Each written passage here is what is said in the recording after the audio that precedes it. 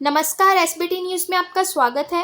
पेश है 4 अगस्त बुधवार शाम 5:15 बजे राजस्थान की बड़ी खबरें। राजस्थान के हाड़ौती क्षेत्र में लगातार बारिश से कई इलाकों में बाढ़ जैसी स्थिति पैदा हो गई है। यहां 100 से अधिक गांवों से सड़क संपर्क टूट गया है। मुख्यमंत्री अशोक गहलोत ने कहा, कोटा, बारां, बूंदी एवं झालावाड़ के कुछ इलाकों में भारी बारिश से बाढ़ के हालात बन गए हैं। प्रशासन को राहत एवं बचाव कार्यों के संबंध में निर्देश दिए हैं। राष्ट्रीय आपदा मोचन बल, राज्य आपदा मोचन बल एवं सिविल डिफेंस के दल मदद कार्य कर रहे हैं। जरूरत पड़ने पर सेना की मदद ली जाएगी।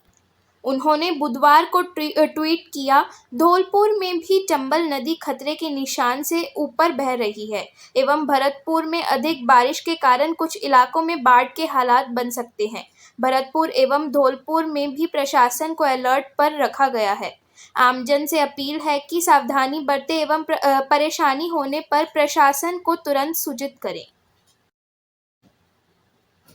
केंद्र सरकार आज अन्य पिछड़ा वर्ग पर दूसरा बड़ा कदम उठाने जा रही है और कैबिनेट की बैठक में संविधान संशोधन बिल को मंजूरी मिल सकती है। इसके तहत राज्यों को अपनी ओबीसी लिस्ट बनाने का अधिकार होगा। सुप्रीम कोर्ट ने इसी साल 5 मई को कहा है कि केवल केंद्र सरकार ही अन्य पिछड़ा वर्ग की सूची बना सकती है।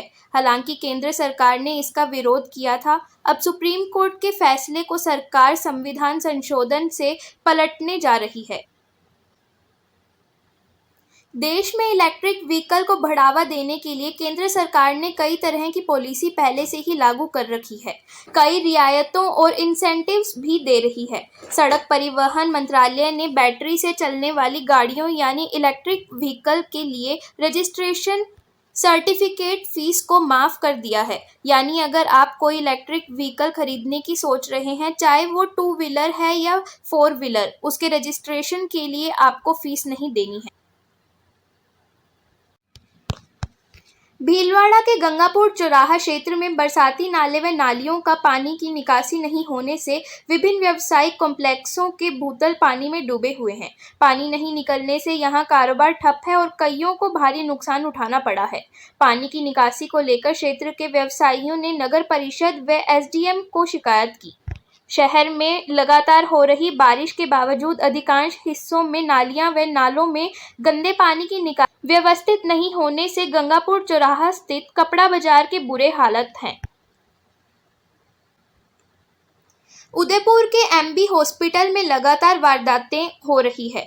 कभी तीमारदारों के पर्स, मोबाइल चोरी हो रहे हैं तो कभी चिकित्सा कर्मियों के वाहन। हॉस्पिटल में मंगलवार चौंकाने वाला मामला सामने आया। बेटी का प्रसव कराने आई महिला की नथ उचक्के खींच ले गए। उचक्का कुछ दूरी पर स्कूटी लेकर खड़े साथी के साथ बैठकर भाग गया। एकाएक घटना को लेकर मौके पर हड़कंप मच गया। लोगों ने दौड़कर उचक्कों का पीछा किया लेकिन वे हाथ नहीं आए। कोटा शहर में जहां नजर जाती है वहां पानी ही पानी दिखाई दे रहा है। कोटा बैराज के 10 गेज खोलकर पानी की निकासी की जा रही है।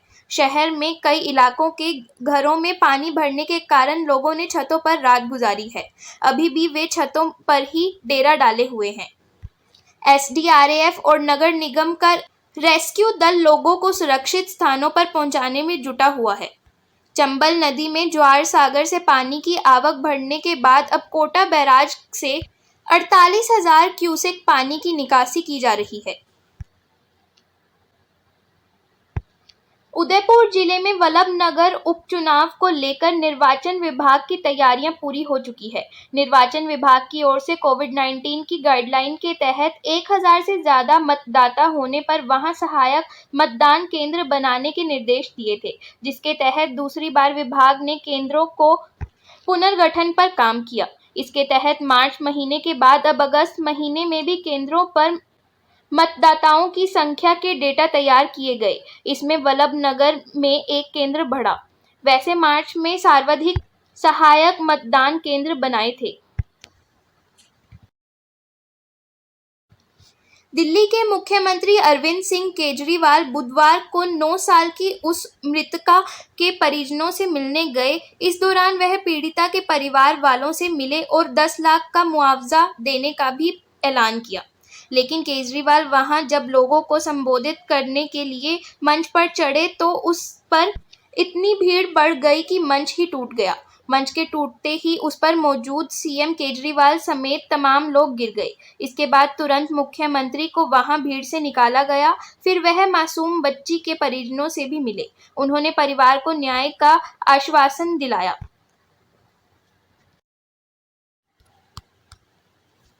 वैक्सीनेशन के बावजूद कोरोना होने की खबरों से परेशान लोगों के लिए एक राहत भरी खबर है, खासतौर पर एस्ट्राजेनेका की कोविशील्ड वैक्सीन लगवाने वालों के लिए। हाल ही में देश के सशस्त्र बलों के 15.9 लाख से ज्यादा हेल्थ केयर वर्कर्स और फ्रंटलाइन वर्कर्स पर हुई स्टडी के मुताबिक कोविशील्ड के दोनों डोज लेने के बाद होने वाला कोरोना यानी ब्रेक थ्रू इन्फेक्शन 93% कम पाया गया है। यानी कोविशील्ड लगवाने वालों में वैक्सीनेशन के बाद होने वाले ब्रेक थ्रू इन्फेक्शन 93 टन कम होंगे। मुख्यमंत्री अशोक गहलोत और सचिन पायलट के खींचतान की वजह से जिला और ब्लॉक स्तर पर कांग्रेस संगठन में साल भर से नियुक्तियां अटकी है। जिलाध्यक्षों के नामों की घोषणा एक बार फिर अटकने के आसार बन गए हैं। मंत्रिमंडल फेरबदल में हो रही देरी का असर जिला और ब्लॉक अध्यक्षों की नियुक्ति पर भी होना तय है। मंत्रिमंडल फेरबदल के चक्कर में अब जिलाध्यक्षों की नियुक्ति प्रक्रिया को रणनीति के तहत रोक दिया है। अब इस प्रक्रिया में और वक्त लगने के आसार हैं।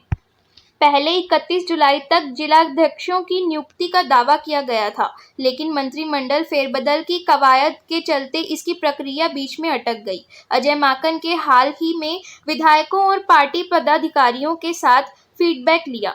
इसमें जिलाध्यक्षों को लेकर भी राय ली गई। प्रदेश पदाधिकारी अजय माकन को जिलाध्यक्षों के नाम का पैनल भेज चुके हैं, लेकिन जिलाध्यक्षों की घोषणा तय रणनीति के तहत नहीं की जा रही। बताया जा रहा है कि मंत्रिमंडल फेरबदल और संगठनात्मक नियुक्तियां अब साथ ही होगी। फिलहाल इस बुलेटिन में इतना ही। फिर हाजिर होंगे और बड़ी खबरों के साथ।